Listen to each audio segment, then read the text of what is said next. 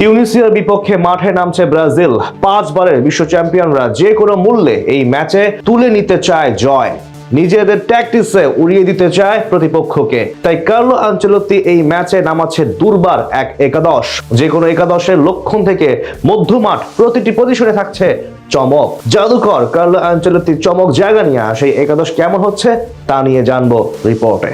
জাপানের বিপক্ষে হতাশার হার নিয়ে বাড়ি ফিরেছিল ব্রাজিল। যদিও সেই হারে খুব একটা ভেঙে পড়ার কারণ নেই সেলেসাও ভক্তদের, কেননা ম্যাচের প্রথম হাফে 2-0 এগিয়ে থেকেই কার্লো আনচেলত্তি দ্বিতীয় হাফে এক্সপেরিমেন্টের খেলাতে মেতেছিলেন।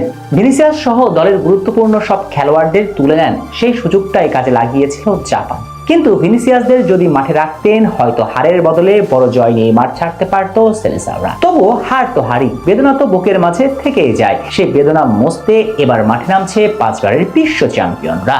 আগামী ম্যাচে ওদের প্রতিপক্ষ আফ্রিকার প্রতিনিধি তিউনিসিয়া। তাই যে কোনো মূল্যে এই ম্যাচ জিতে নিতে চাইবে কার্লো আনচেলত্তির দল। তবে জাপানের বিপক্ষে হারের ক্ষতে প্রলেপ দিতে পারবে সেলেসাওরা। আর এমন গুরুত্বপূর্ণ ম্যাচে কেমন হতে পারে ব্রাজিলের একাদশ, সেটাই এখন মিলিয়ন ডলারের প্রশ্ন।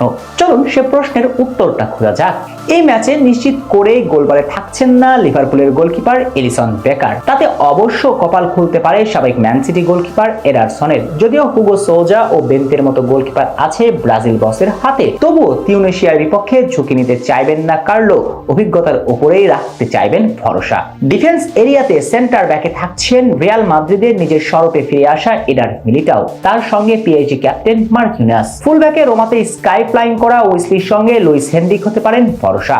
সাম্প্রতিক কালে ব্রাজিলের মধ্যমাঠ হয়ে উঠেছে অপ্রতিরোধ্য। ডরিভাল দিনিজের আমলে যে মধ্যমাঠে দৈন্য দশার গল্প ফুটে উঠত, তাই এখন ব্রাজিলের জন্য আশার আলো। ইংলিশ প্রিমিয়ার লিগে খেলা বেশ কিছু তরুণ মিডফিল্ডার আছে কার্লো আনচেলত্তির হাতে। তাই এই পজিশনে আগামী ম্যাচে মধুর সমস্যাতেই থাকবে ব্রাজিল বস। তবে প্রতিপক্ষ বিবেচনাতে সাজাবেন তার মধ্যমাঠ। সাধারণত কার্লো আনচেলত্তির প্রিয় ফরমেশন 4-3-3 হলেও প্রতিপক্ষ তিউনিসিয়া বলেই হয়তো 4-4-2 খেলবেন কার্লো। তার একাদশে থাকবেন 4 জন মিডফিল্ডার। সেই দিক থেকে চিন্তা করলে এই ম্যাচে ব্রাজিলের একাদশে ক্যাসিমেরো এবং ব্রুনো গুইমারেসের সঙ্গে এস্তেভাও উলিয়ান এবং ভিনিসিয়াস জুনিয়রকে দেখা যাবে মিডফিল্ডে। মূলত রাইট মিডফিল্ডার হিসেবে খেলবেন এস্তেভাও এবং রিয়াল সুপারস্টার ভিনি খেলবেন লেফট মিডফিল্ডার হিসেবে। সেখান থেকে তারা ঢুকবেন উইং দিয়ে, আবার প্রতিপক্ষের কাউন্টারের নিচে এসে করবেন প্রেস। সঙ্গে দলের মিডফিল্ড বিল্ড আপে অংশ নেবেন তারা দুজন। আক্রমণ ভাগ নিয়ে খুব ভাবতে হবে না আনচেলত্তির। যদিও বার্সা তারকা রাফিনিয়া এই ম্যাচে খেলতে পারছেন না, তবে ম্যানচেস্টার ইউনাইটেডে স্কাই ফ্লাইং করা ম্যাথিউস কুনা খেলবেন শুরুর একাদশে। তার সঙ্গে থাকবেন চেলসি তারকা জোয়াও পেদ্রো। সব মিলিয়ে দুর্দান্ত এক একাদশ নিয়েই মাঠে নামছে 5 তারকার দেশটি।